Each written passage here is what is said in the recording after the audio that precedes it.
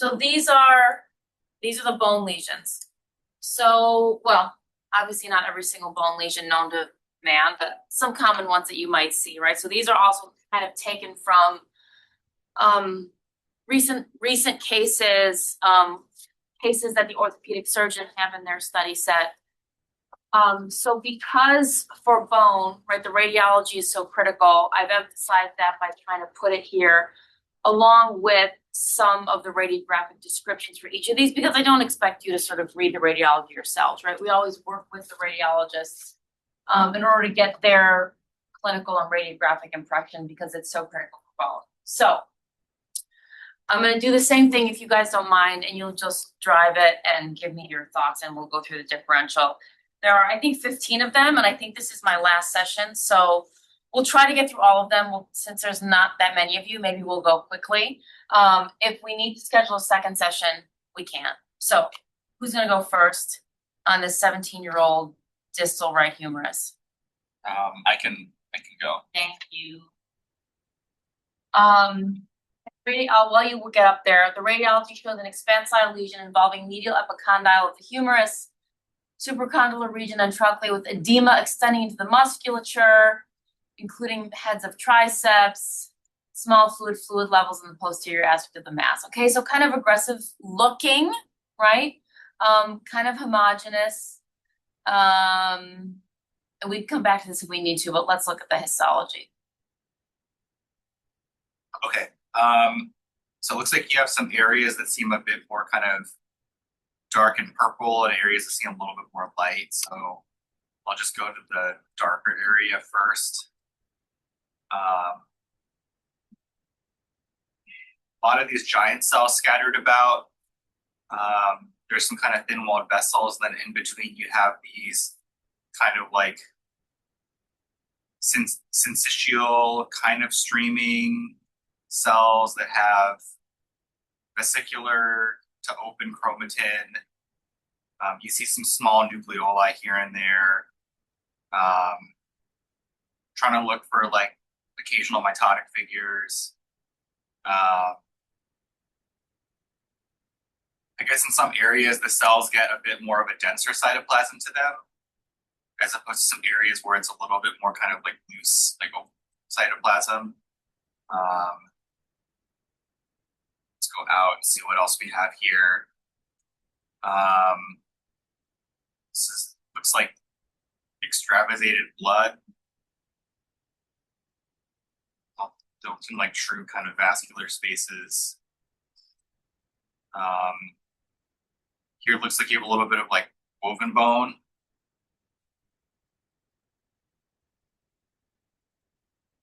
And then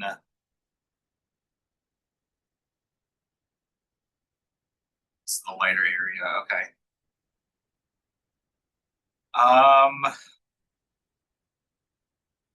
Yeah, I mean, when I first saw like a small fluid level on the radiology, I was thinking, oh, there's kind of a thick blood vessel there. I was like, oh, like, does that mean it's like an aneurysmal bone cyst? But then this doesn't look like that on histology. I mean, giant cell tumor of bone comes to mind just because there's so many giant cells, but I don't remember enough about the clinical history for giant cell tumor of bone to know if the age and location are appropriate for this. I mean, it's mitotically active. There's no necrosis. Doesn't look that pleomorphic or nasty looking. So I don't think it has any kind of like chondroid component to it. So I'm not thinking it's like an osteochondroma or something. Yeah, I guess that's kind of where I'm starting. Okay. So your differential is giant cell tumor of bone, giant cell tumor of bone, and giant cell tumor of bone. Question mark, right, with primary or secondary aneurysmal bone cyst changes, right, because of the fluid levels, right? So not all ABCs have to be primary. You can get some secondary ABC-like changes, thanks, in other neoplasms of bone. So that's an option, right? And if you're thinking you know, not so much pleomorphism, maybe there's a little bit of woven bone or osteoid. I didn't sound like you were favoring osteosarcoma, right? Because there's not so much pleomorphism in the background cells. Okay, so if you were thinking of GCT bone, what thing that's relatively easy could you do for confirmation?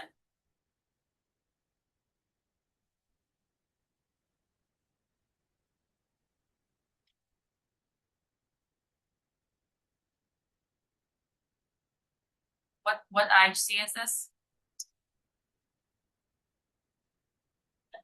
Terrible. S.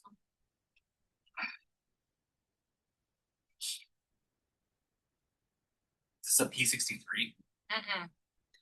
Does anybody know the mutation that's the driver of giant cell tumor of bone? H3.3G34W. All right, histone, it's histone 3.3 G34W, exactly. So it's a specific histone mutation.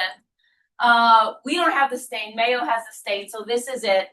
But notice what cells are staining in the nuclei, right? It's the background mononuclear cells, and the clustered giant cells are negative, right? So this further sort of emphasizes the point that we want to make with GCT bone. One, it can be locally expansile and somewhat aggressive looking, right, but still be benign. It generally happens around the knee, right, in that age group, so that's a fine location.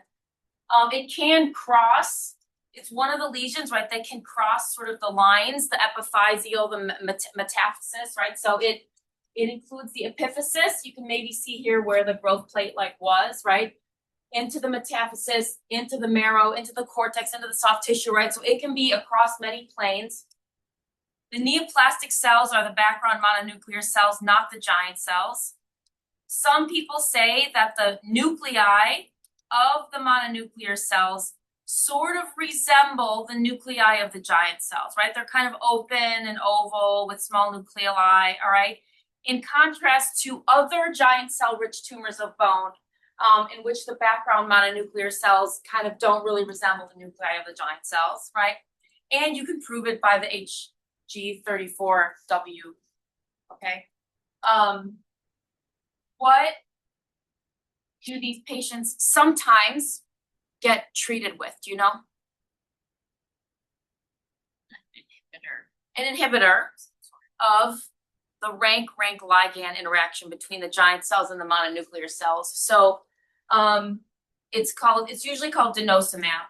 So it's kind of like if these patients get treated with denosumab, the interaction between the giant cells and the mononuclear cells is released. The tumor kind of ends up maturing, and a lot of it ends up maturing into like kind of a bony substance. Once you take the denosumab away, though, it'll regrow. So it's not curative; it's sort of palliative. And then sometimes they resect. All right. So those are my key points with giant cell tumor bone. Questions? What causes the giant cell population? It's recruited by they're recruited by the mononuclears. So this is kind of true for all giant cell rich tumors. They are recruited by the neoplastic mononuclear cell population because they express the rank on the surface. So they're just like, they see that signal and they home in. It's totally a non-neoplastic bystander recruitment. Okay. So other giant cell rich tumors of bone that are benign, right, include aneurysmal bone cyst, include chondroblastoma, include maybe non-ossifying fibroma. All right, just to get these things in your mind. Some of these we'll see today. Anything else? Okay. Somebody volunteer for the next one. 15-year-old male shoulder. So this looks to be now below the growth plate, looks to be in the metaphysis. Slightly expansile bone lytic lesion, dominant cystic signal, multiple septations, circumferential enhancement. Sorry, the words got a little bit wonky. And there's a piece of fragmented bone in the bottom of the cavity. Okay, so that's what it looks like. Is small and fragment a pathognomonic or something or not? Apparently in radiology, it can be suggestive of something, but I've never, it's not a usual term, but in this particular radiographic paper, it was used, yeah. And you see it's like 15. 15 mil. Mm-hmm.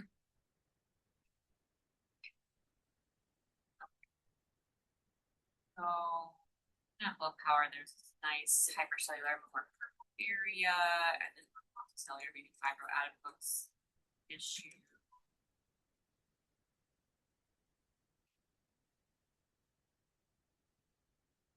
Again, I don't really see like bone formation. It's more spindled cells, maybe some giant or foamy cells. It's kind of hard to tell. The cell borders aren't really defined very well. Nuclei are like a variety of shapes and sizes, but aren't particularly like pleomorphic. Super bizarre.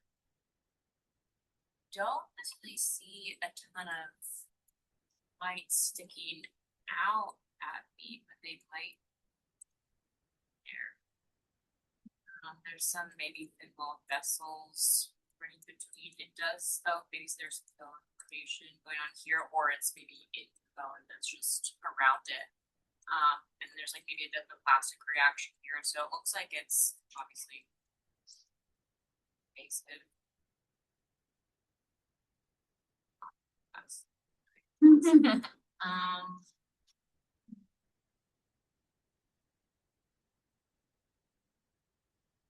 This, I'm not sure if it's part of the lesion. It's more paucicellular. It looks a little more fibroblastic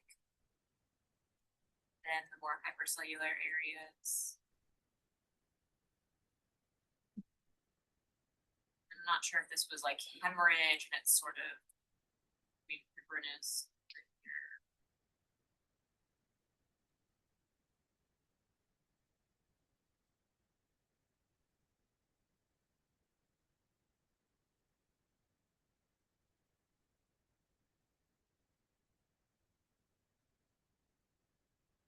So in this age group in that location,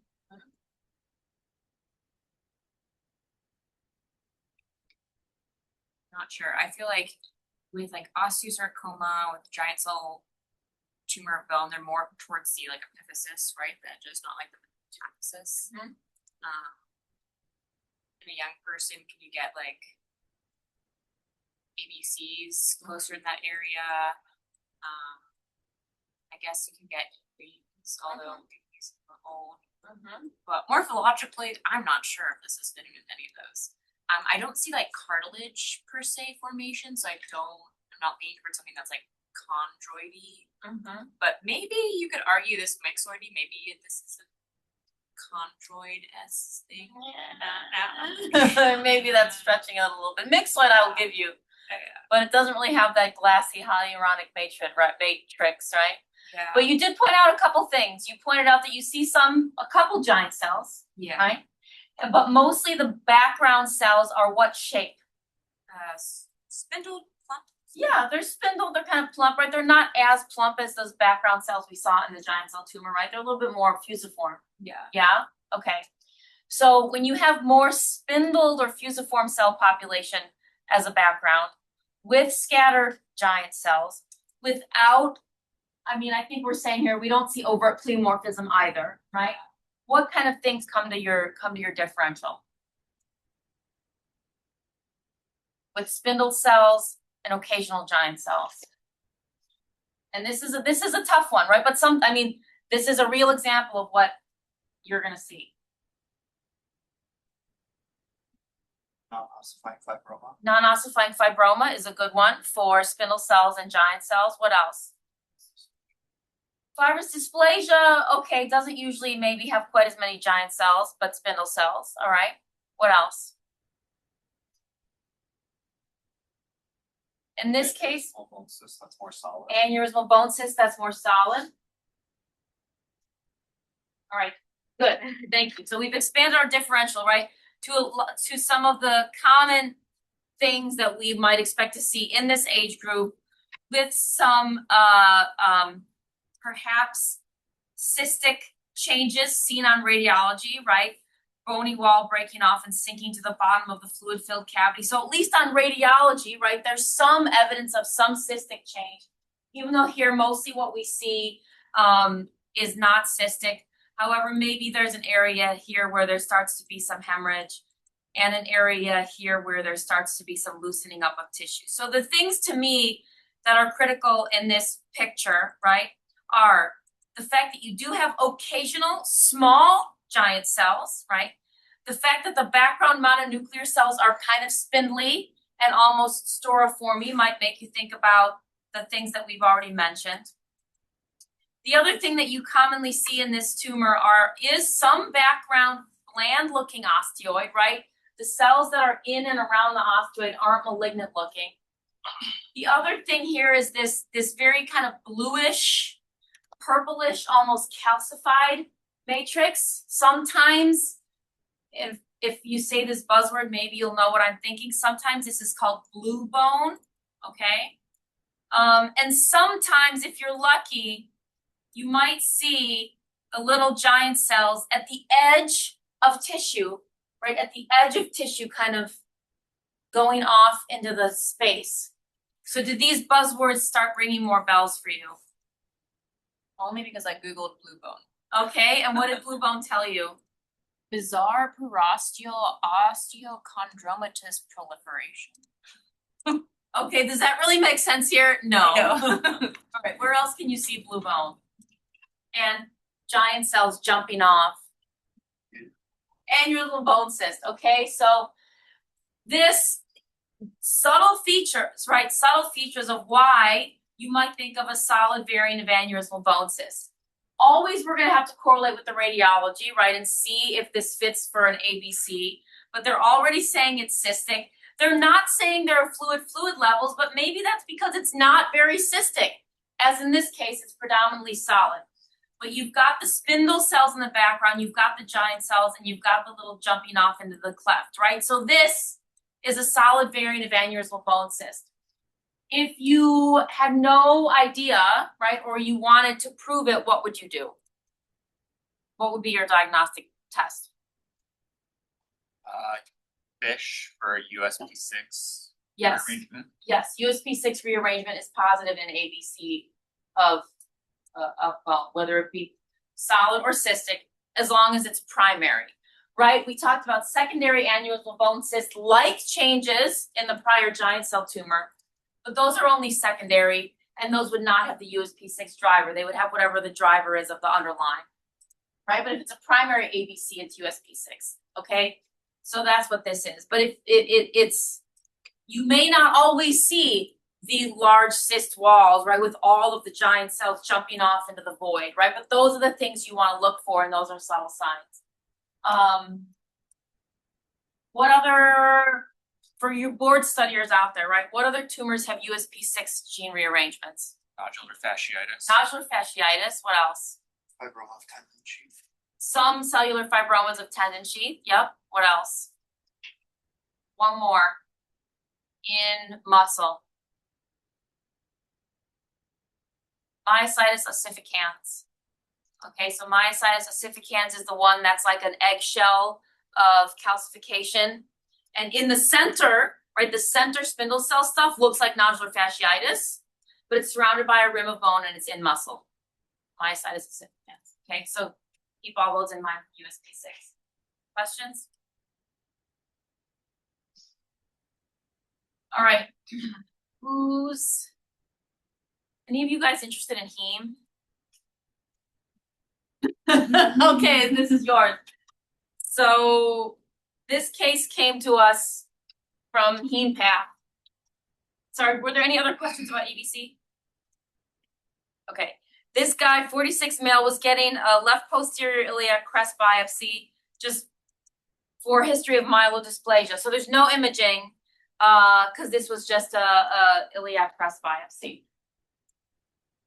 The one I felt least confident about. Excellent, because I eliminated one critical piece of information from the history that would have given it away. So, I mean, knowing they have history of MDS, assuming he had a prior bone marrow biopsy, so Yeah. I'm assuming that this is Well, I guess I'll describe it first.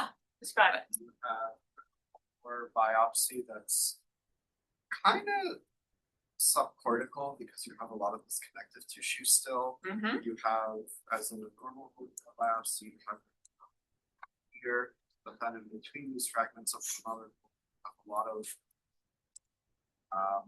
what seems to be like fold repair essentially. Mhm. You have a lot of osteoblastic ribbing around these fragments. Mm-hmm. You know, in for bone resorption and bone. If you saw this ribbing around open bone, that would tell you that it's like that it's a benign process, or more likely to be a benign process. But around cortical bone, I think it's more so just repair of past injury. So this could have been maybe like a fracture site, could have been prior bone marrow biopsy, because they oftentimes do them at crest in the same spots. And he doesn't have any imaging. We're not really expecting anything. So that was my thought. This was more reparative.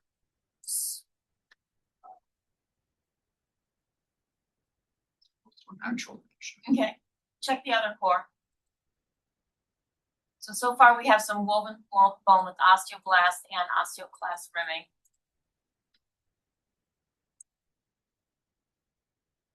I guess here we have a lot more giant cells. Mhm. We have sidrin pigments in the background. Mm-hmm.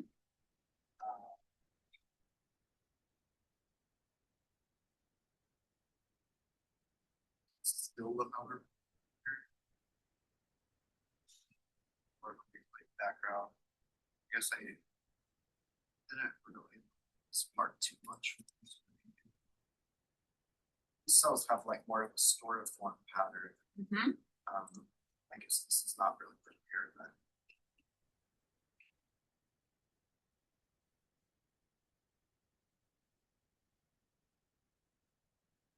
Not really sure. This is probably still another one actually, so this is not.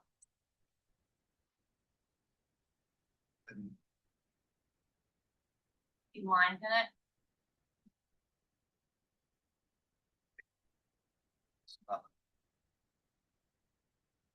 Oh.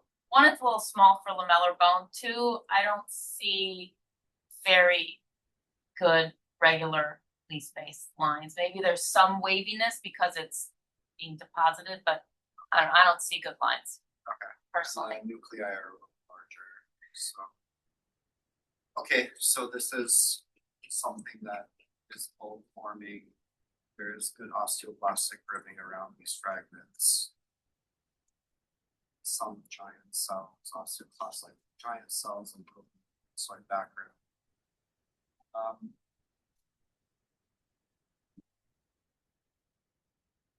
Benign or malignant? Benign. Benign, good.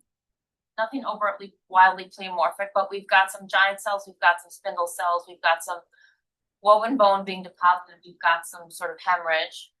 Okay. So probably still pretty similar differential to the last case, except this patient is maybe a little bit older. Yep. With the history of MDS, so I'm thinking more in the realm of probably a non-ossifying fibroma. Okay. Does the age fit for an NOF?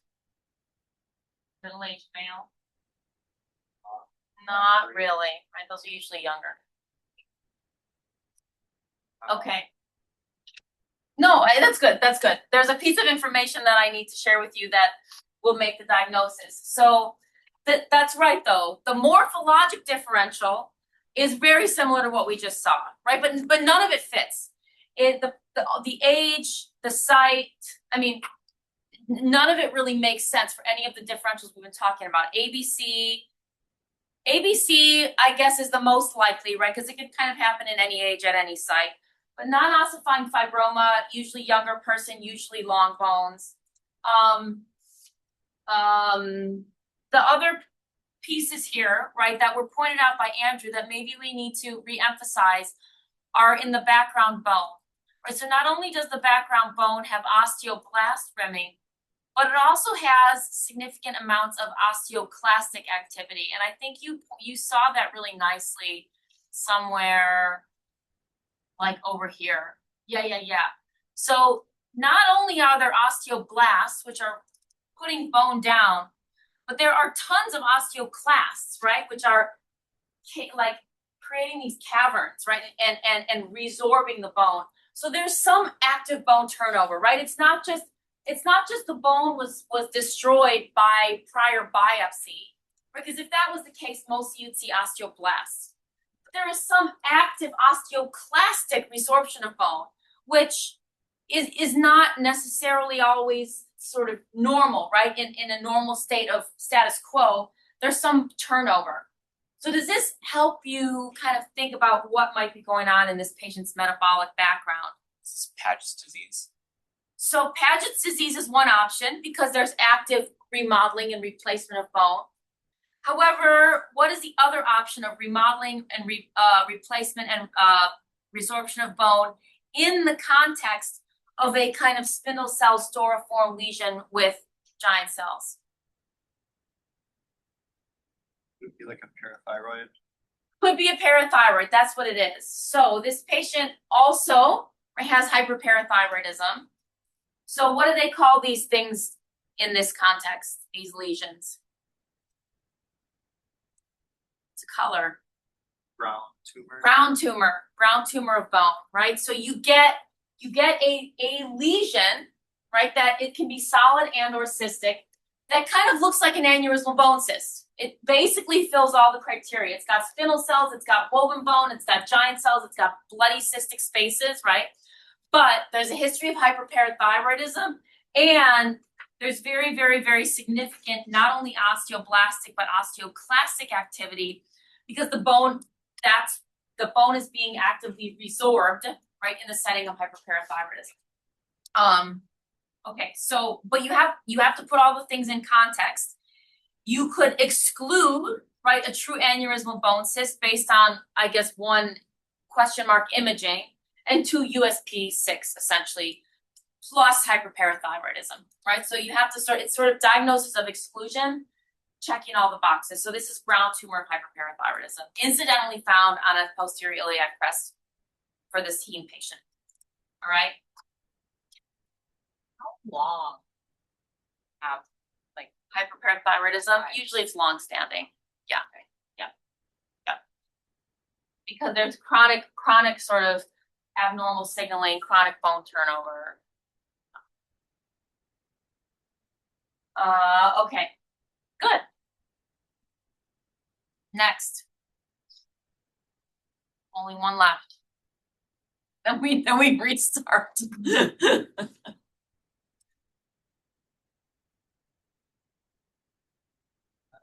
7-year-old male, left humerus. Like it's the abscess or the opposite.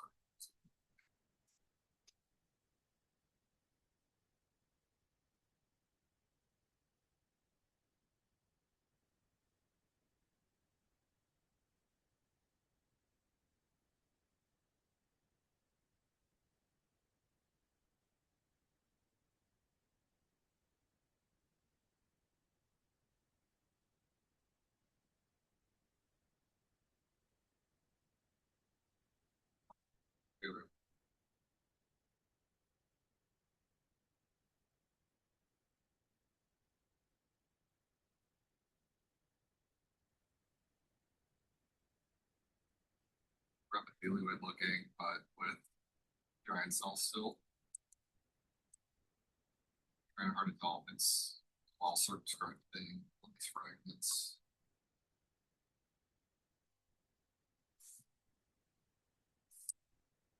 Lots of like hemosiderin.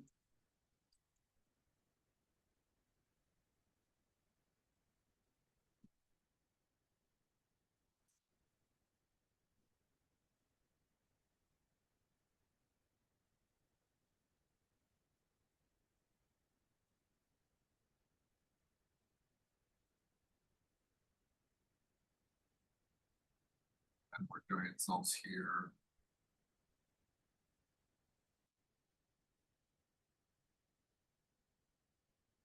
Important.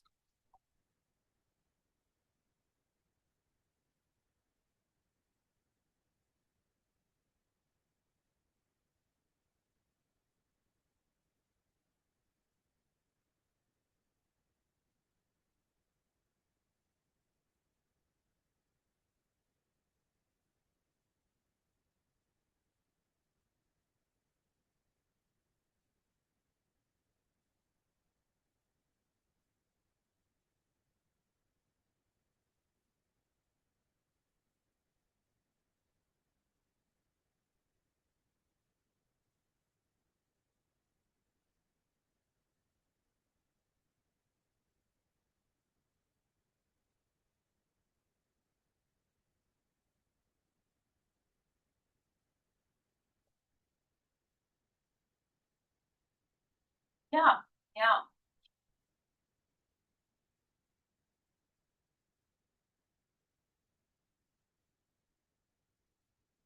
So I kind of get the impression that you're seeing maybe some things that you think are some background normal or background reactive, yeah? Yeah. And then some things that you're questioning whether or not they're lesions. Yeah, I think definitely some of this stuff is lesional, but it does seem to be mixed in with maybe some inflammation a little bit. There's not a ton of it. No, Parts that are seem like they're kind of brimming. I think non-plastic bone. yep, Let's go back. I think this was the last piece. Not really seeing like good cystic areas, although you know, I'm not sure if they're being cut off.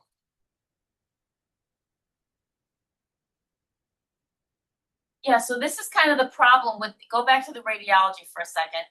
This is kind of the problem with these macrocystic lesions, right? This is basically a big cyst, maybe with a couple sub-cysts or internal septations, but not much, right? Not much in the way of like cystic complexity, right? So whatever we're dealing with them kind of scraping off the side of the wall.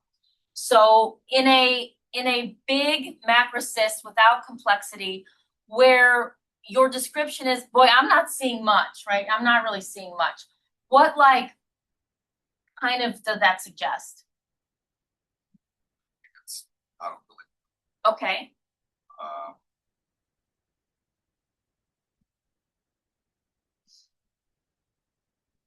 Not overtly malignant, question mark cystic, where you're scraping the wall of the cyst. So you're kind of looking for these, now you can go back to the H&E, right? You're looking for these things that might be rimming some normal bone, okay?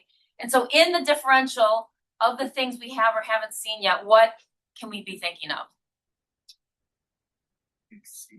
We can think of it like a very largely cystic ABC, okay, because we do see a little bit of, you know, kind of this cellularity here. What else? The hemocyterin, and I think there's some inflammation here. So I think maybe that's Okay. but I don't know if those can have like cystic.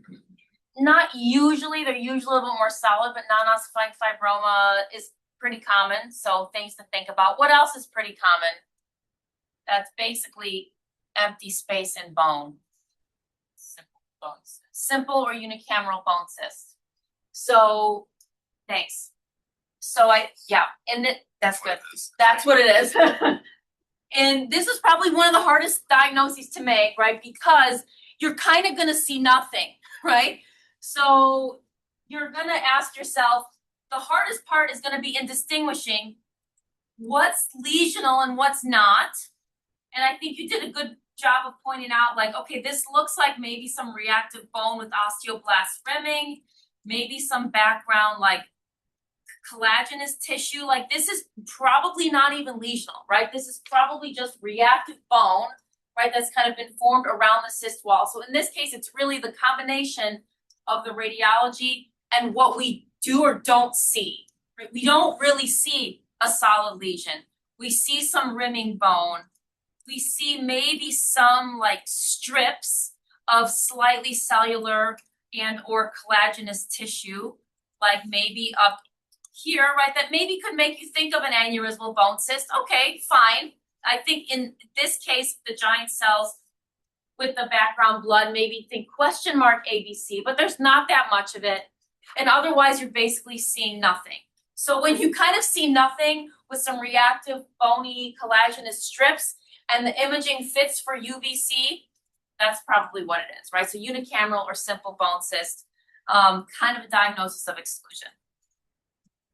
No genetics, right? So if you threw USP6 fish on that, it would be negative, right? Because you're not dealing with basically any of the known drivers. Okay? Okay. You start over again. Unless you just want me to go through them in the last 20 minutes. Fast. Up to you guys. How old is this patient? 11 male, right anterior tibia.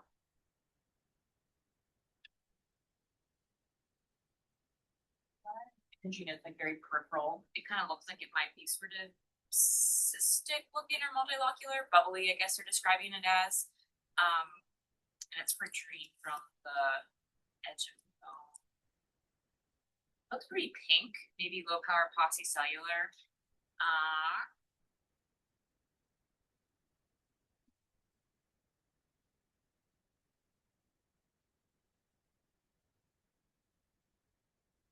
I think this, I mean, compared to other ones, paucicellular looking pinkish, maybe there's like a collagenous background is our lesion. They look kind of spindle, it's like fibroblastic in some areas. I'm not sure if it's laying down bone, if this bone is part of it, or if it's just eating up bone or destroying the bone.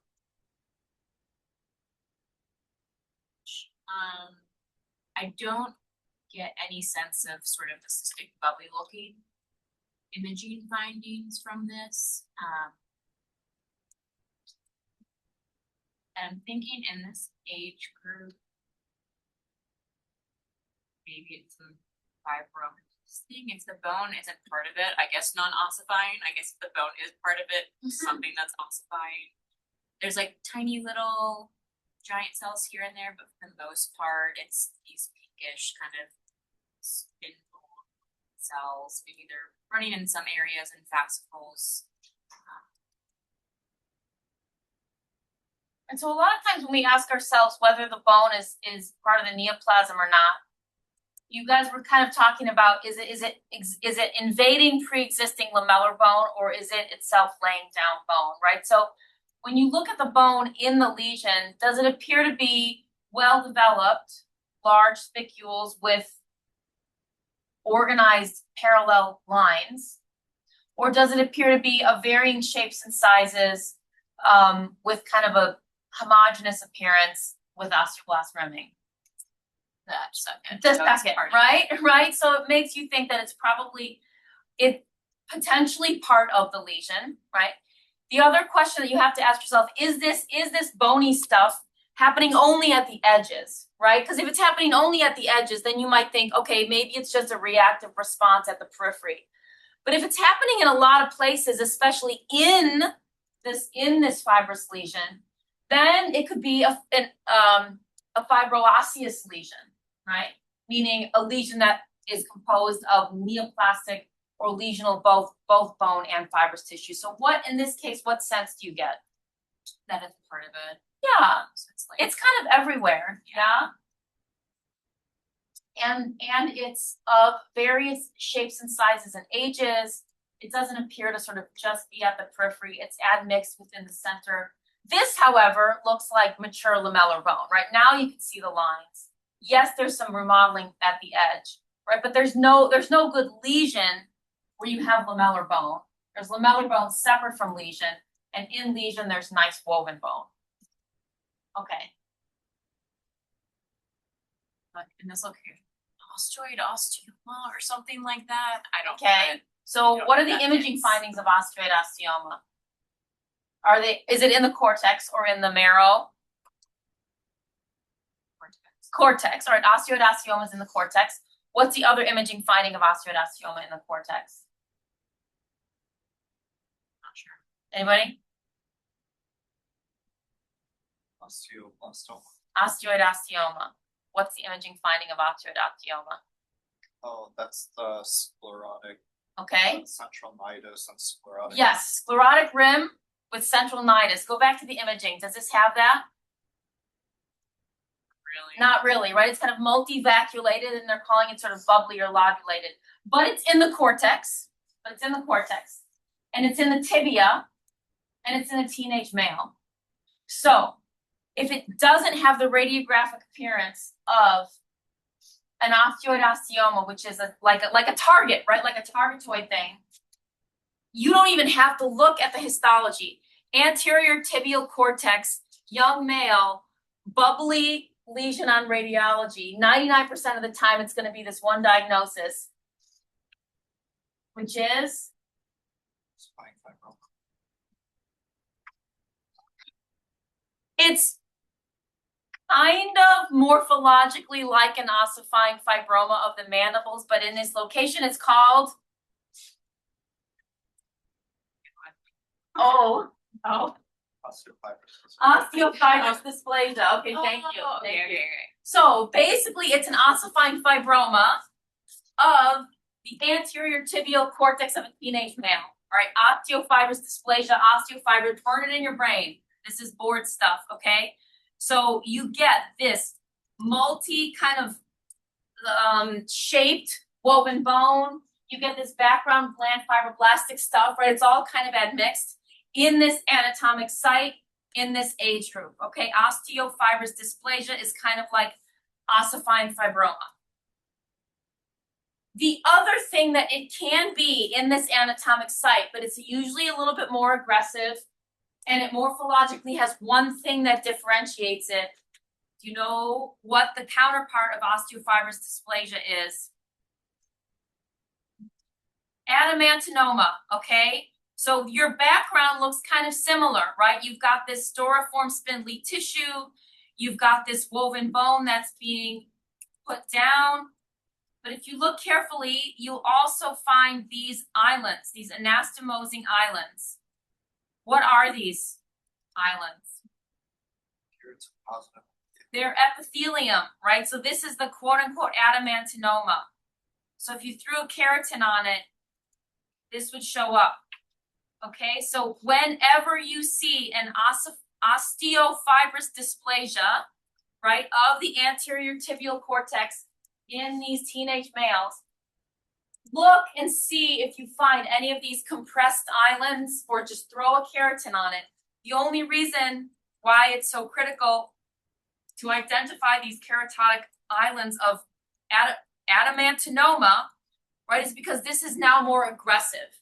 This is more locally aggressive and potentially metastatic, right? So if you find these epithelial islands, you're kind of putting the patient at a higher clinical risk, okay? So they highlight nicely on the keratin, but when you look back at the H&E, you can 100%, right, see that they're there, right? They're these things that are a bit plumper. They're multi-layered, right? Unlike vessels, right, which are just bilayered, right? They're plump and they nicely highlight on your keratins, okay? So that's adamantinoma. The farthest that adamantinoma can go in morphologic appearance is resembling what? Undifferentiated Ameloblastoma of mandible. Yeah, so it doesn't transform to like sarcoma. It progresses more towards the epithelial component, and it kind of looks like an ameloblastoma of mandible. This is like the early stage where the islands are compressed and they're kind of mostly identified on keratin, okay? So osteofibrous dysplasia, adamantinoma. All right. Do you want me to go, or do you guys want to go? You can go. Okay. All right. Thanks. So now we've got where am I? Case 6. 18 female right fibula? Yeah. All right, centrally located fibular metadiaphyseal expansile lytic lesion. You've got your answer pretty much already here. Ground glass, right? This very, very sort of homogeneous, right, expansion of bone without internal calcifications. It's very much sort of expanding the bone, no fracture, nice sclerotic margins. Okay, so in this case, you see kind of similar appearances, right, of bland fibrous tissue, of a little bit of woven bone, There's a few osteoclast-like giant cells, but they're kind of clustered. All right. So basically, in this case, you're very much correlating with radiology, right? You're saying, I've got bland fibroblastic stuff. I've got some woven bone. I don't have any, critically, right? I don't have anything that looks malignant, right? So this is kind of the theme here. So now in this patient, what are we most likely dealing with? Fibrous dysplasia, right? So bland fibroblastic stuff in the background of woven bone that really doesn't have too much in the way of osteoblast rimming, right? So that's the thing with fibrous dysplasia. And many of these other things, we had good osteoblast rimming. Fibrous dysplasia, we maybe have a little bit, but not a lot. On the rest of it, there's nothing. And it's ossifying, like right out of the stroma, right? So ground glass opacity, fibroblastic lesion with bone that's kind of ossifying right out of the stroma without osteoblast rimming, right? So those are key points for fibrous dysplasia. What are the usual drivers in these cases? Remember the gene? GNAS, right? So GNAS is the driver of sporadic and syndromic fibrous dysplasias. If the GNAS is in the germline, right, it's syndromic. If the GNAS is just in the tumor, it's sporadic. But if you wanted to prove it, you could sequence it. Okay. Can you have those areas of like pretty decent hypercellularity and then other areas that are relatively hypocellular? And then the other thing that made me question this one is I just felt like the other examples that I had seen fibrous dysplasia have a lot more woven bone in it. I mean, there is, but there just isn't that much. There's not that much. So in reverse order, yes, you can have bone poor fibrous dysplasias. There should be some. Sometimes it's kind of, especially if they're older lesions, the bone in the center kind of regresses, and you just have a little bit at the periphery. So depending on where you're sampling, you could see very little bone in fibrous dysplasia, but a lot of it is correlation with the ground glass radiology and the appearance. And then, yeah, I mean, some of these areas are a little bit more cellular. As long as they're bland, it doesn't really bother me too much. I think some of the cellularity might be reactive, right? Because now where you see it, this shift, you start to see giant cells, you start to see vessels. So this might be a secondary kind of granulation tissue-y like reaction. Are giant cells common in fibrous dysplasia? No, I think this is a secondary process. Now you've got a young person in the tibia, right, with an intracortical radiolucency, right, with a central nidus. So this this very discrete targetoid appearance of a dark rind with a central bone. That 100% is what? Osteoid osteoma, right? These patients have pain at night and they are cured with like NSAIDs. You may or may not actually see anything when you get fragments for osteoid osteoma. What they do is they go in, they radiofrequency ablate, and they send you the garbage. So you may not actually see lesion. So in this case, you see a lot of kind of bone with bone dust, right? This nasty stuff in the background. This is just bone dust. If you're lucky, like maybe you'll start to see some nice young kind of osteoid, right? Like bone-ish stuff. So this is probably the lesion, but in many cases, you'll just kind of see fragments of bone and bone dust, and that's okay, right? If that's what you get for osteoid osteoma, that's what you get. You'll just say fragments of bone and bone dust. You know, there's in this area right here, right, there's a little bit more nice woven bone with osteoid, with individual osteoblasts, right? That's probably the lesional tissue. A lot of it is just bone dust, okay? Does this make sense? So if you only see this in osteoid osteoma, that's okay. Clinically, it is what it is. They don't even really need your diagnosis. They're just sending it to you because they have to. Similarly, now we're dealing with L2 lesion in a 17-year-old female. It's aggressive looking, it's lytic. It's at the posterior elements with some extra osseous extension you can see here, and edema. So now we're in the vertebra. So now we're gonna practice looking at nice lamellar bone, right, with nice lines. Not much going on here, maybe a little bit of marrow fibrosis. All right, then we transition to lesion. And lesion, on the other hand, has woven bone with tons, right? Tons and tons and tons and tons and tons of osteoblast rimming. Some recruited osteoclasts because we're in a bony lesion, right? So we know that that's possible. Now, what are we thinking? Very rich in woven bone, very rich in osteoblasts, and kind of large, right, in the posterior elements of the vertebrae. So with our bone forming lesions, what is on our differential? We already saw osteoid osteoma. What else is in our differential? Osteoblastoma. What else is in our differential? Osteosarcoma, right? So of all of those main differentials, right, what does this probably end up as? Osteoblastoma. Osteoblastoma, right? So you always have to be careful of, you can have osteoblastoma like osteosarcomas, right? But you always want to look in the background. These are relatively bland and monotonous. There's excellent osteoblast rimming. In osteoblastomas, the osteoblasts can be kind of large and plump and sometimes scary looking, but you really want to make sure there's no overt pleomorphism or like significantly increased mitoses. This looks relatively monotonous, even though the osteoblasts are plump, right? They have small nucleoli. They don't have hyperchromatism or annulation or weird odd shapes or mitoses, right? So this is osteoblastoma. It's bigger than osteoid osteoma. It's not cured by NSAIDs. It has more of a heterogeneous anatomic sites, right? Vertebrae is one good site for osteoblastoma. What is the gene driver in both osteoid osteoma and osteoblastoma? BOB, exactly. So you can do the immunostain also at Mayo if you wanted. I don't think we have it on this case, but because everything was so classic. But you can do it if you want. Okay.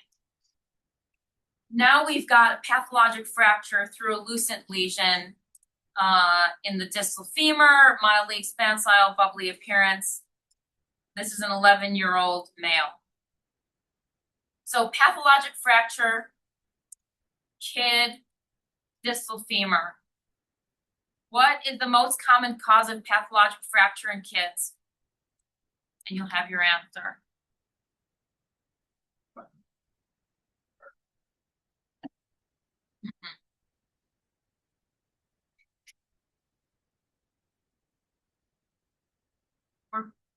We're back now on the kind of spindled differential. Right, we don't have a lot of bone formation. We have spindle cells with some lamellar bone in the background. More spindle cells, not much bone. A few osteoclast-like giant cells, kind of this storiformy appearance. But again, you have these sheets of fibrous tissue with osteoclasts. And what you don't have, right, what you don't have is a lot of new bone being made, right? A lot of the bone that you're seeing is this pre-existing lamellar bone. So pathologic fracture, kid, spindled cells and giant cells that are benign looking is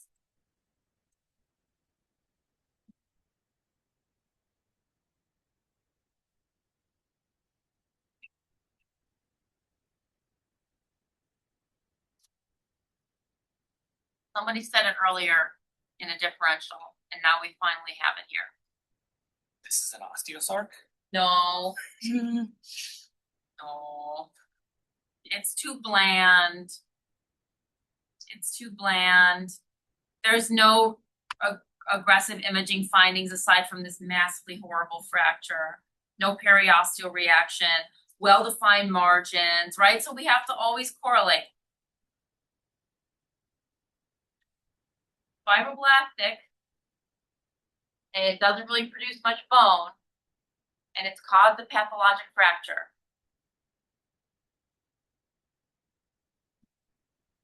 Non-ossifying fibroma. Non-ossifying fibroma, all right? Non-ossifying fibroma, most common cause of pathologic fracture in kids. Spindled, bland cells in kind of a storiform appearance with associated giant cells without much in the way of bone formation, all right?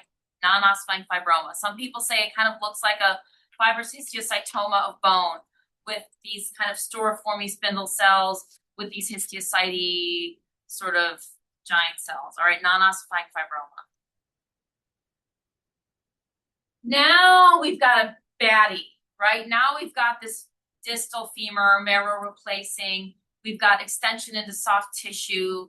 We've got kind of internal densities, right? Which are white like bone, right? So there's white bone density all over this X-ray. Soft tissue, edema, calcification, heterogeneous, right? So this diagnosis is made radiographically, but they're gonna send it to you on frozen. They're gonna send it to you on frozen because that's the only way this kid's gonna get treated.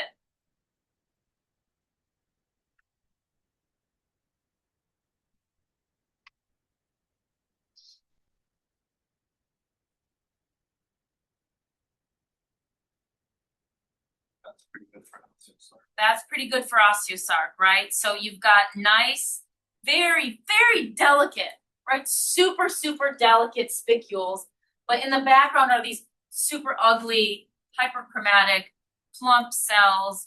You've got apoptoses going on. You maybe got mitoses if you look around for them. But in the background, right, is this very lacy, delicate osteoid, right? So that's the kind of osteoid you see in osteosarcoma.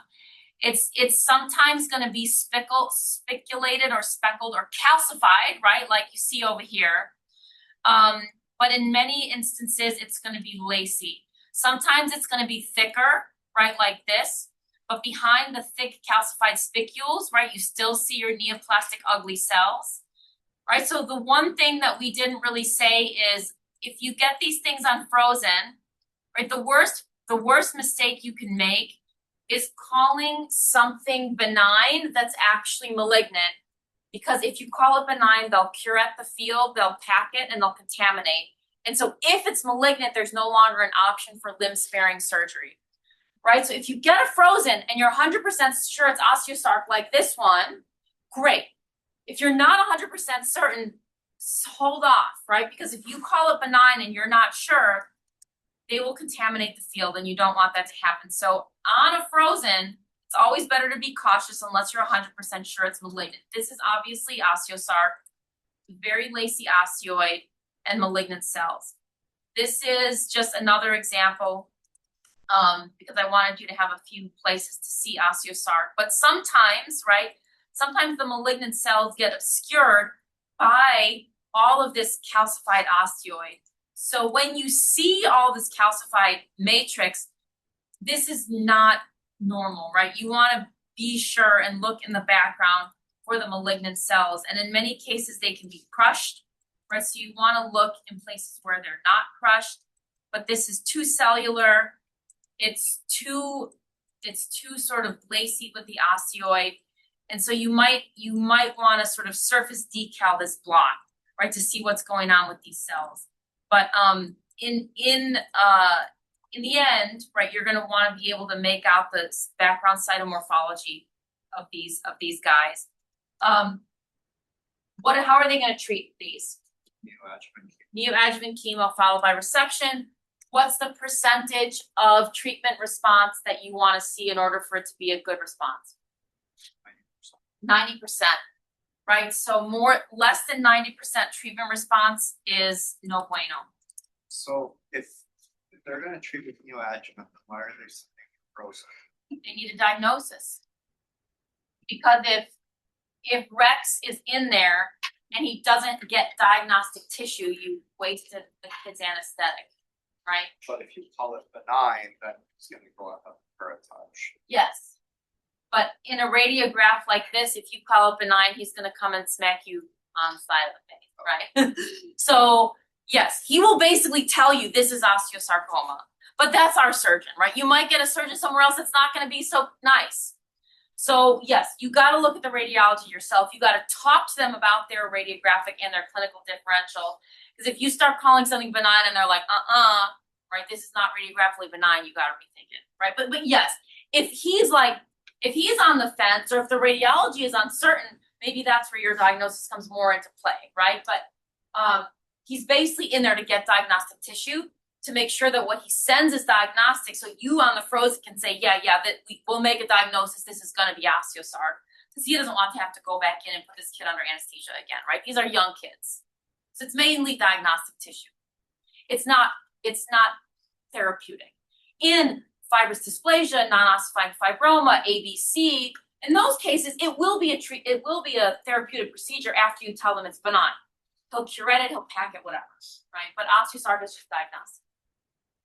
Last one. We'll do it in a couple minutes, I promise. This is a very young person with this sort of expansile lucent lesion, aggressive appearing, some thickening, but it doesn't have, right, unlike the other one, it doesn't have that internal calcification really, right? It's kind of more glassy, more homogeneous. You're gonna get a frozen, which isn't gonna be very satisfying, but you're gonna see something like this.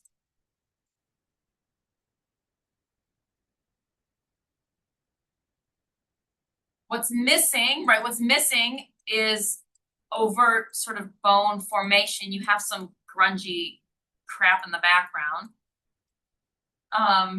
But let's focus on where we have cells. So what kind of cells are here?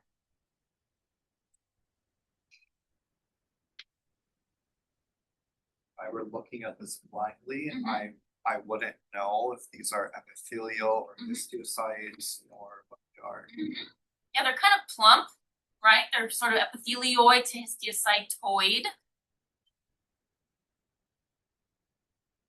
Maybe there are some small inflammatory cells in the background. But it's not overtly like osteosarcoma, right? It's something else is going on here. I won't torture you very much. Let's go to the permanent. Once you see the permanent, maybe you can go back on the frozen and decide what the diagnosis is.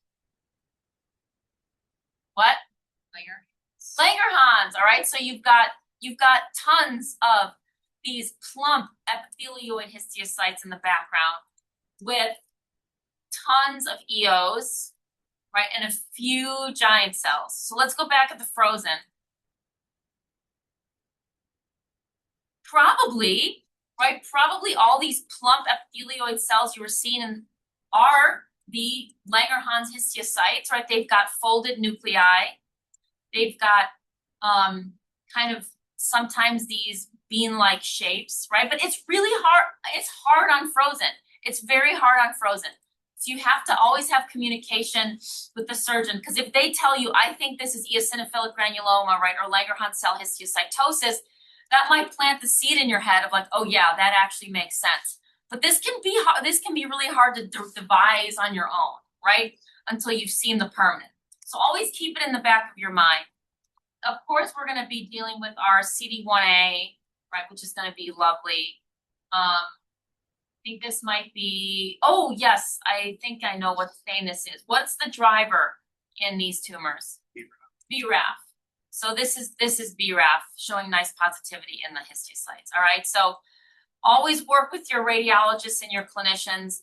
Have these common differentials in the back of your mind, and I hope that was useful. Sorry for going over. Thank you. I guess it's sobering to realize how much eosinophils don't stand out on a frozen. Yes,